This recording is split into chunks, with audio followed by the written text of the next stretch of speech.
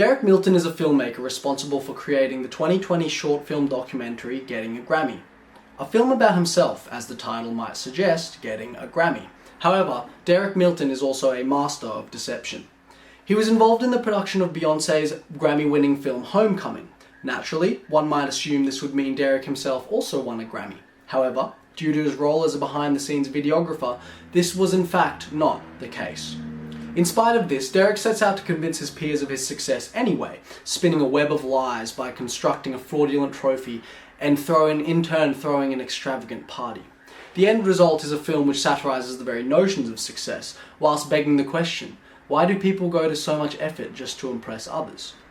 The following analysis will examine Getting a Grammy through its documentary modes, content and style, as well as show how these elements have interacted with one another to create the film's final form.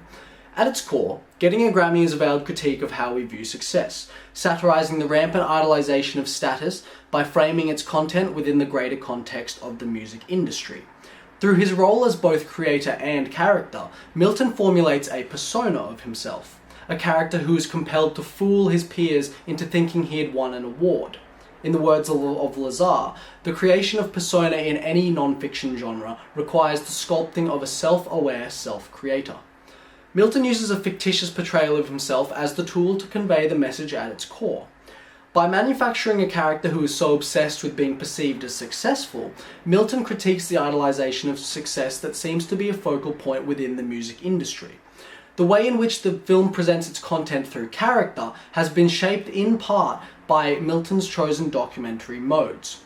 Bill Nichols, a pioneer of contemporary documentary studies, argues that documentaries, whilst being characterized by periods and movements, are also categorized through a series of modes, with each mode utilizing a different combination of cinematic techniques. Getting a Grammy is predominantly defined by the reflexive mode, a mode that calls attention to the assumptions and conventions governing documentary filmmaking. It increases one's awareness of the film's constructed nature and the way it represents reality. The film is categorized by its bare-bones construction, with its presentation being more akin to a crudely constructed PowerPoint than a film. It is overtly simplistic in its approach, utilizing incidental imagery such as screenshots and stock images to tell its story. The construction of the film is made overt through its editing, utilizing crude animations to call attention to itself. In a way, it engages in a purposeful shattering of the suspension of disbelief, calling viewers to question the subject matter at hand. An example is found during Derek's fake Grammy party. A photo of Lauren, a real Grammy winner, is presented and then digitally manipulated. Her mouth is animated to open and close in sync with a voice line congratulating him on his success.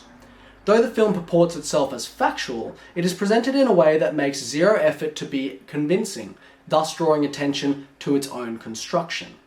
Getting a Grammy also borrows performative mode elements, arguably combining reflexive and performative to become multimodal.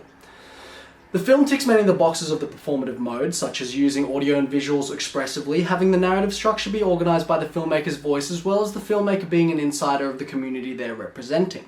Performative documentaries are often categorized by the notion of the unreliable narrator, of which Derek certainly is, albeit to a comedic effect.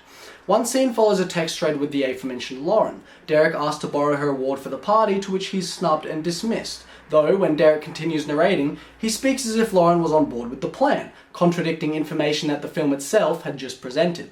As Nichols puts it, the emphasis is deflected away from a realist representation towards more subjective forms of representation. Through his use of unreliable narration, Milton purposefully draws attention to the discrepancies between presented information and his own perception of the events. It draws viewers' attention to the self-delusion he's presenting, relating to the central critique at the film's core. Getting a Grammy's unique visual style synergizes greatly with its presented modes. The PowerPoint style of the film, which relies on its use of incidental sourced visuals, evokes the feeling that the film was cobbled together. The film's style lacks polish or any visual nuance, which stands in direct opposition to its content. Whilst the film's narrative is hell-bent on convincing people of its own lies, the film's style exposes the lie for us to see plainly. The juxtaposition between content and style lends itself to the reflexive mode, and this creative choice sheds light on a question. If we can clearly see the lie exposed, why go to all this effort to perpetuate it? Where the music industry attempts to convince others of its lie through glitz and glamour, Milton's stylistic choices expose the same lie, critiquing the music industry's obsession with status by painting it in a humorous light. The elements of mode, content, and style synergize to create something greater than the sum of its parts. Though the film's presentation of these elements are distinct from one another, they share the same thematic core, which makes the message the film delivers all the more powerful.